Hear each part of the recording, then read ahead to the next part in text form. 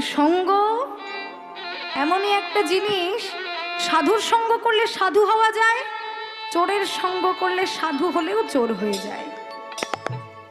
তা আমাদেরকে বৈষ্ণব সঙ্গ করতে হবে, ভক্ত সঙ্গ করতে হবে। আমরা সনাতন ধর্মের মানুষ, এগুলো আমাদের কর্তব্য। তুলসীর মালা কণ্ঠে ধারণ করতে হবে। কি বলছে? তুলসীর হার। আমরা তো অনেকেই মনে করি ধুর তুলসীর মালা এখন কেন পরব, বয়স এখনো হয়নি, ও বয়স হোক তারপর তুলসীর মালা পরব। এখন ওসব কেউ পরে নাকি? তিলক ধারণ করব, ছি ছি ছি ছি, লোকে দেখে কি বলবে, টিটকিরি করবে আমাকে দেখে।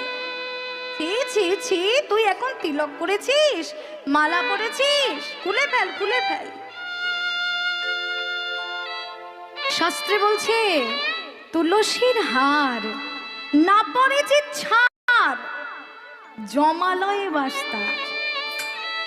তিলক ধারণ না করে যে জন, বৃথায় জনম তার। জেনালয় হরিনাম বিধি তারে বাম, পামর পাষণ্ড অতি। বৈষ্ণব সেবন না করে যে জন, কি হবে তাহার গতি।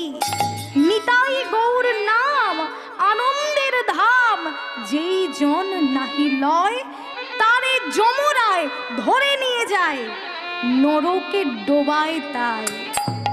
গুরু মন্ত্র সার করো এই